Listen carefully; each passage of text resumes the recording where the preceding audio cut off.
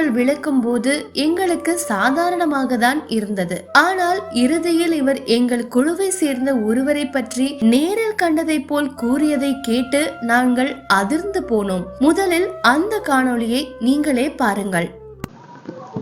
இதை ஒரு நிமிஷம் கையில் வச்சுன்னு உங்களுடைய வீட்டு குலதெய்வத்தையும் மறைந்த மூதாதர்கள் யாராவது இருந்தால் அவங்களையும் மனசுல நினைச்சுக்கின்னு